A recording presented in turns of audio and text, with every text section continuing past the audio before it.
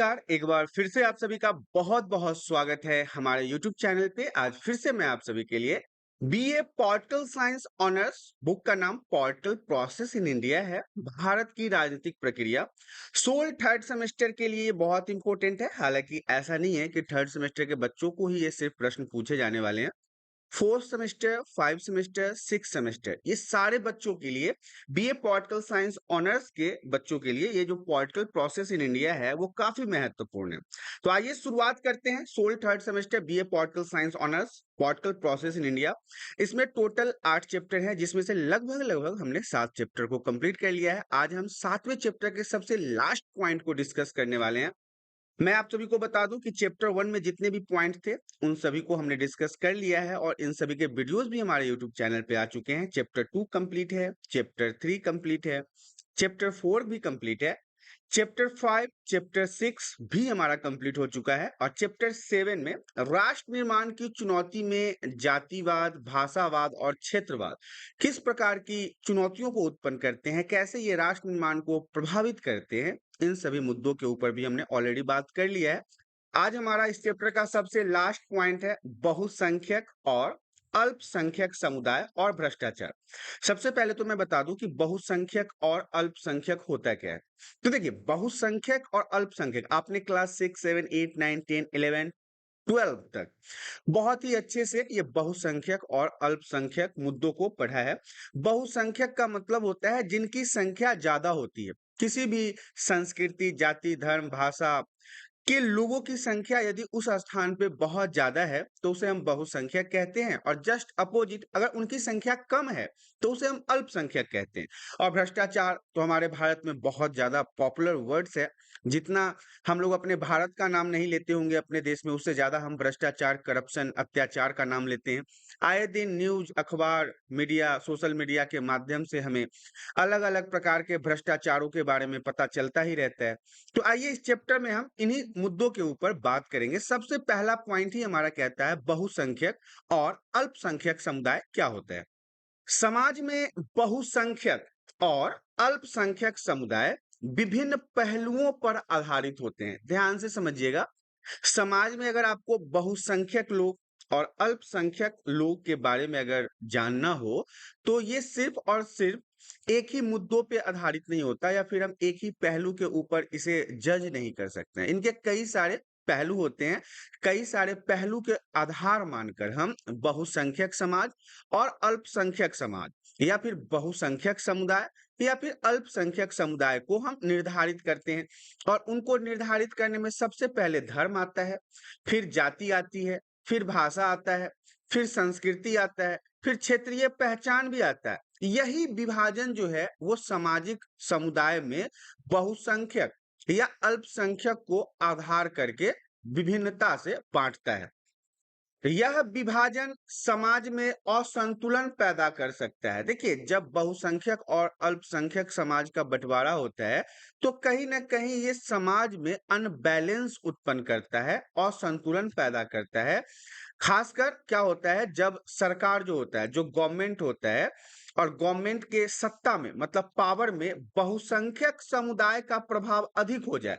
मतलब ऐसे धर्म या फिर ऐसी संस्कृति या फिर ऐसी जाति के लोगों का संख्या ज्यादा हो जाए जो प्रबल जाति में है या फिर जो बहुसंख्यक समुदाय हैं। तो ऐसे में क्या होता है, जिनकी जनसंख्या कम होती है, चाहे वो किसी भी धर्म के हो, किसी भी संस्कृति को हो, उनके आवाज को कम महत्व दिया जाता है। जैसे पाकिस्तान में हिंदू जो है वो अल्पसंख्यक है, वहां पे उनके भावनाओं को ज्यादा नहीं सोचा समझा जाता है, उनकी वैल्यू वहां पे उतनी नहीं है।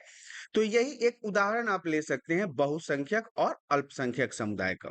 पॉइंट हमारा कहता है बहुसंख्यक समुदाय। अब मतलब बहुसंख्यक समुदाय से आप क्या समझते हैं? तो समाज में वह समूह जो जनसंख्या के आधार पर बहुसंख्यक होता है, मतलब जो पॉपुलेशन के आधार पर जिनकी जनसंख्या बहुत ज्यादा होती है, उनके लोगों की संख्या बहुत ज्यादा होती है, उन्हें हम बहुसंख्यक कहते हैं। अक्सर जो बहुसंख्यक समुदाय होते हैं ना, मतलब जिनकी जनसंख्या बहुत ज्यादा होती है, वो राजनीतिक, सांस्कृतिक रूप से अधिक शक्तिशाली होता है। मतलब वो पावरफुल होता है समाज में भी राज्य में भी, देश में भी, हर जगह वो पावरफुल होता है। इनकी जो आवाज़ होती है, इनकी जो परेशानी होती है, इनकी जो समस्या जो होती है और जो नीति निर्धारण में सबसे ज़्यादा सुनाई देता है, मतलब इनकी आवाज़ों को पहुँचाने वाले लोग बहुत जल्द सरकार तक पहुँचा देते हैं और इनके साथ जो समस्या उत्पन्न हो रही है, जो परेशानियाँ उत्पन्न हो रही है, उनको सुधारा जाता है। कई बार बहुसंख्यक समुदाय का प्रभुत्व जो है, मतलब पावर जो है, वो नीतियों में भी झलकता है, दिखाई देता है कि हाँ भाई ये बहुसंख्यक समुदाय है, इनका दबदबा है यहाँ पे, ये पावरफुल हैं, जो अल्पसंख्यकों के लिए असमान अवसर उत्पन्न कर देता है। अब देखिए जहाँ पे पावरफुल लोग हैं, जहाँ पे बहुसंख्यक लोग हैं, जहाँ पे उनकी चलती है, उनका मतलब कि पावर दिखता है, तो वहाँ पे जिनकी संख्या कम होती है ना, उनको अलग कर दिया जाता है, दरकिनार कर दिया जाता है, उनको हाशिए पे रख दिया जाता है, मतलब किनारा कर दिया जाता है। पॉइंट हमारा कहता है अल्पसंख्यक समुदाय। अब अल्पसंख्यक समुदाय के बारे में जान लेते हैं। वह समूह जो समाज में संख्या के आधार पर कम होता है, मतलब कि जिनकी जनसंख्या ही कम होती है, जिनकी पॉपुलेशन कम होती है उस समाज में, उनके लोगों की संख्या कम होती है और उनकी फिर क्या होती है, संस्कृति, भाषा, धार्मिक मान्यताएं बहुसंख्यक से अलग हो सकती है।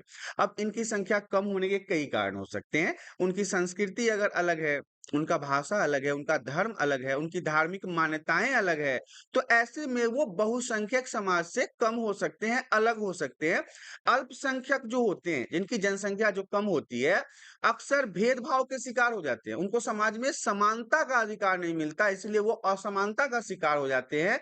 हंसिए पर रहने वाले की समस्या उनको झेलना पड़ता है। हंसिए का मतलब होता है समाज से दरकिनार कर देना, किनारे फेंक देना, समाज के किसी भी कार्यक्रम में, किसी भी प्रकार के डिसीजन में उनसे कोई भी राय विचार न लेना। तो ऐसे में उनके जब ऐसे समुदाय को हम ऐसे ट्रीट करते हैं ना, तो उसे हम कहते हैं कि हाशिए पे रख देना।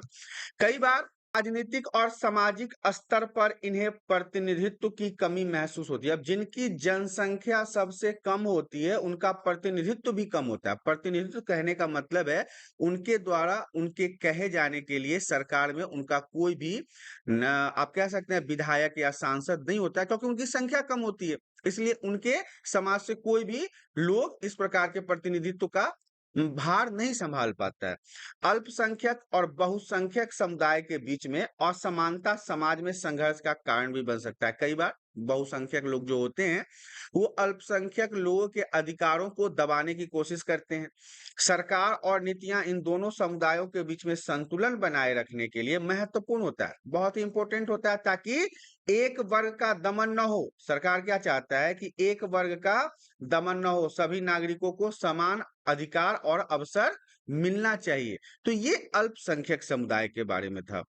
नेक्स्ट पॉइंट हमारा कहता है भ्रष्टाचार और इसका प्रभाव। भ्रष्टाचार किसी भी समाज के लिए गंभीर समस्या है। भ्रष्टाचार की अगर हम बात करें, तो चाहे वो समाज कोई सा भी हो, उसके लिए वो गंभीर समस्या है, जिसमें सत्ता का दुरुपयोग निजी लाभ के लिए किया जाता है। सत्ता का दुरुपयोग कहने का मतलब है कि जो सरकार का पावर होता है, जो सरकार चुन के जाता है जनता के माध्यम से, तो भ्रष्टाचार में इन पावर का गलत इस्तेमाल होता है, अपने काम के लिए इस्तेमाल होता है, निजी स्वार्थ के लिए इस्तेमाल होता है, पैसों का लूट-खसोट किया जाता है और यह समाज में क्या उत्पन्न करता है? असमानता उत्पन्न करता है, असंतोष उत्पन्न करता है, सामाजिक अर्थव्यवस्था को कमजोर करता है और इसे अव्यवस्थित करता है। लोगों से लोगों का विश्वास कम हो जाता है, लोगों का अपने डेमोक्रेसी से विश्वास कम हो जाता है। तो भ्रष्टाचार के ये सारे प्रभाव आपको देखने को मिलते हैं।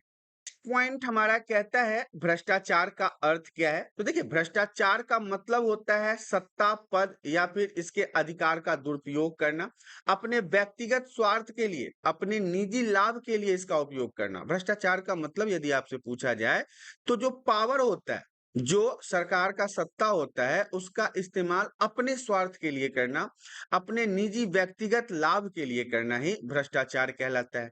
यह जो है भ्रष्टाचार, वो नैतिक और कानूनी रूप से दोनों तरफ से गलत है। मतलब मानवीय रूप देखिए, इंसानियत की तरह अगर आप सोचिए, फिर भी गलत है और संविधान के हिसाब से डेमोक्रेटिकल कंट्री में इस प्रकार के अनलीगल मतलब कि गलत चीजें आपको एक्सेप्ट नहीं किया जा सकता है।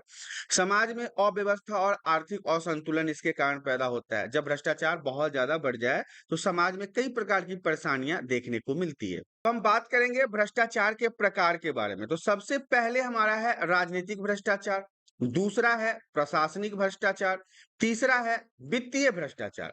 तो राजनीतिक भ्रष्टाचार में जो नेता होते हैं, जो लीडर होते हैं या फिर जो अधिकारी होते हैं, वो अपने पद का दुरुपयोग करते हैं, अपने पावर का गलत इस्तेमाल करते हैं, जैसे कि घूस लेना, चुनाव में धांधली करना। और प्रशासनिक भ्रष्टाचार में क्या होता है कि सरकारी लोग जो होते हैं, जो बाबू होते हैं, जो ऑफिसर्स होते हैं, वो रिश्वत लेते हैं, भाई भतीजावाद करते हैं, अनबैलेंस करते हैं समाज को। वित्तीय भ्रष्टाचार में पैसे का अनुचित इस्तेमाल, जैसे टैक्स की चोरी हो गया, काले धन का लेन देन हो गया, तो ये भ्रष्टाचार के प्रकार के अंतर्गत आता है। भ्रष्टाचार का समाज पे क्या प्रभाव पड़ता है? जो भ्रष्टाचार है, जो करप्शन है, जो धांधली है, उसका एक समाज के ऊपर क्या प्रभाव पड़ता है? तो सबसे पहला पॉइंट है इसमें असमानता। भ्रष्टाचार के कारण समाज में अमीर और गरीब के बीच में खाई और बढ़ जाती है। अमीर व्यक्ति जो है वो और अमीर होता चला जाता है, गरीब व्यक्ति जो है वो और गरीब होता चला जाता है, जिससे आर्थिक और सामाजिक असंतुलन पैदा होता है। अल्पसंख्यकों पर क्या प्रभाव पड़ता है? भ्रष्टाचार के कारण अल्पसंख्यक समुदाय को उनके अधिकारों से वंचित किया जा सकता है। उन्हें शिक्षा, स्वास्थ्य और रोजगार के क्षेत्र में नुकसान पहुंचता है। अल्पसंख्यकों पर प्रभाव जो है उसमें भ्रष्टाचार के कारण, करप्शन के कारण अल्पसंख्यक समुदायों को उनके अधिकारों से वंचित कर दिया जाता है। उनका जो सिद्धांत होता है कि गरीबों को भी साथ लेके चलना है, सबके हक की बात करना है, सबको समानता का अधिकार प्राप्त हो, तो ऐसे में उन सब चीजों में उनको अलग कर दिया जाता है। शिक्षा, स्वास्थ्य, रोजगार के क्षेत्र में उनको काफी दिक्कतों का सामना करना पड़ता है। नेक्स्ट पॉइंट हमारा कहता है विकास की धीमी गति। अब भ्रष्टाचार के कारण, करप्शन के कारण जो सरकारी योजनाएं होती है वो सही ढंग से लागू नहीं हो पाता और विकास की गति धीमी हो जाती है। सरकार जितने भी योजनाओं को लाता है समाज के विकास के लिए, इन्हीं भ्रष्टाचार के कारण, इन्हीं लूट खसोट के कारण, इन्हीं घपलाबाजों के कारण ये सारे पैसे जो हैं वो ऊपर ही ऊपर आधे हो जाते हैं और विकास के लिए जो पैसे सरकार आवंटित करती है वो लोगों तक नहीं पहुंच पाता है। डेमोक्रेसी पर भी खतरा होता है भ्रष्टाचार के कारण। लोकतंत्र पे खतरा है। भ्रष्टाचार से लोकतांत्रिक संस्थाओं की साख को नुकसान होता है, नागरिकों का विश्वास घटता है। जो भ्रष्टाचार है, जो करप्शन है, इससे डेमोक्रेसी के ऊपर कई प्रकार से खतरा मंडराने लगता है। लोग इस पे अपना विश्वास कम कर देते हैं। लोगों को लगता है कि यह हमारे देश के लिए सही चीजें नहीं है, तो ये भ्रष्टाचार के कारण ही है, ये करप्शन के कारण ही है। अब हम बात करेंगे भ्रष्टाचार का समाधान। तो देखिए, पारदर्शिता होनी चाहिए और जवाबदेही होनी चाहिए। सरकार और अधिकारियों के कामकाज में पारदर्शिता होनी चाहिए। उनको साफ-साफ अपने जनता को बताना होगा कि वो किस प्रकार के काम को कर रहे हैं। ये करने से भ्रष्टाचार को रोका जा सकता है। कठोर कानून की अगर हम बात करें तो भ्रष्टाचार विरोधी सख्त कानून और उन्हें सख्ती से पालन से जो भ्रष्टाचार में कमी लाई जा सकती है।